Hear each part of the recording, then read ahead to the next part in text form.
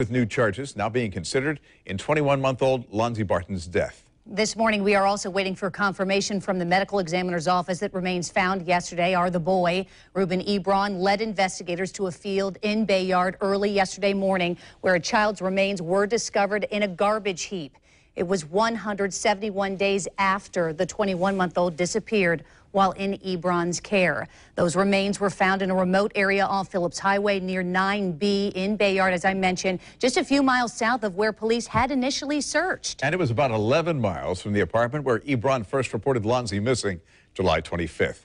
This morning, Lonzie's family and people in the community are left with many unanswered questions. The man leading the investigation said finding the child's body is the first step toward justice. It's most important that this community is aware that the efforts, the investigative efforts, the decisions that were made in this case by the sheriff's office and working with the state attorney's office were the goal of taking that child from places unknown today to a specific place, and from that specific place to a location of peace. So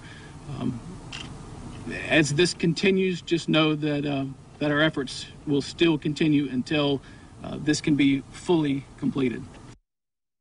Now here's how the events unfolded yesterday. Ebron's trial on child neglect and lying to police charges were called off 30 minutes before it was expected to start. His attorneys announcing to the judge Ebron was waiving his right to a speedy trial. About 45 minutes later, News4Jax learned the police were searching for a body in Bayard. They later found a child's remains, which are now being examined, as I mentioned, for identification and cause of death at the medical examiner's office. And then yesterday afternoon, we were told by a source that Ebron would plead guilty to aggravated manslaughter, but that court hearing was then called off. The next time Ebron will be in court is 1 week from today for what's being described as another pretrial hearing.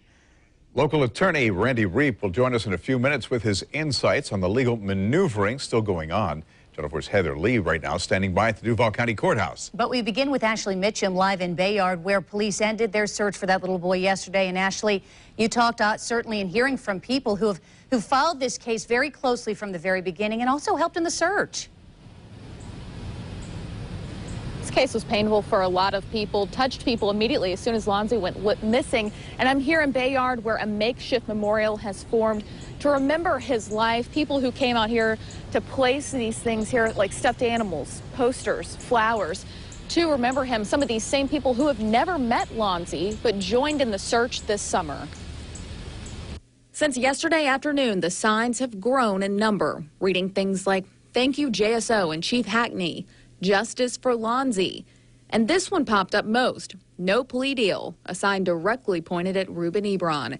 This all came after police confirmed that they believe it's Lonzie Barton's remains found in this wooded area off of US 1, a couple of miles south from where hundreds of searchers canvassed for days this past summer. To me, it's a shock, but to Lauren and the group that I've been working with a little bit, it's not a shock to him to find him here. Why is it that? Because they've been wanting to search this area. They were coming close to searching this area. Sabra Rue is a relative of Lonzie. She showed up as the news trickled out throughout the day, along with other friends and family members of Lonzie, to see the news firsthand that they dreaded but assumed would be coming, that Lonzie's body was found. We knew this day was coming. Been praying that we'd find him. Just, I thought I was ready for it. Not ready? Not really. The community of people who didn't know each other months ago, but who found a bond in Lonzie has grown, and a lot of those people have been out here praying and grieving together. Most people having the same reaction, that Lonzie should have never been discarded in the woods like trash.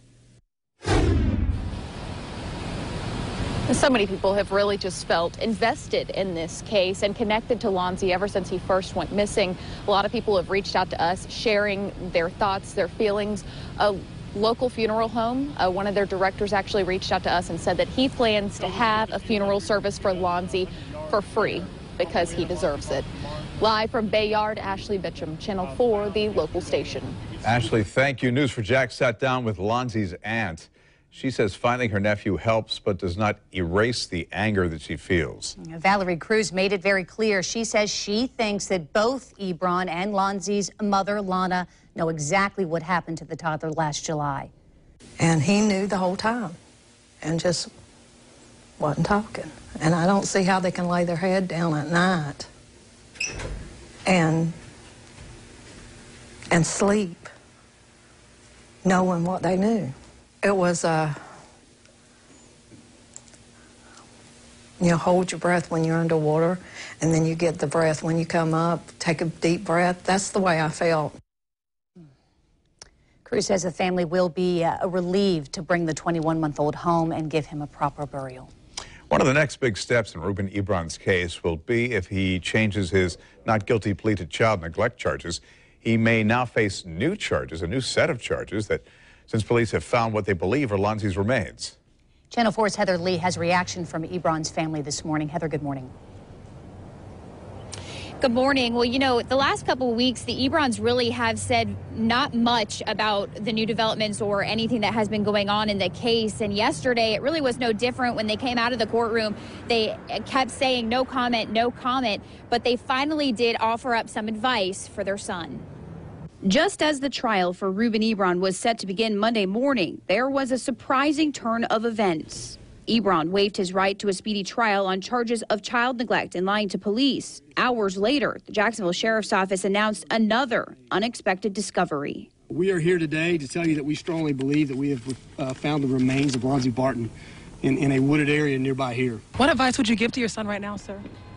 Just to be 100% clean with whatever he says. We're a strong family. We're a Christian family, so we're going to lean on God. An emotional journey for the parents of Ebron and those involved in the court proceedings. If he is not the only one involved, why should he take this all himself? And maybe he sees that they have more evidence, and now the pressure is really starting to build on him. So maybe he decided, okay, I need to tell them what I can do, whatever he can do to try to save himself.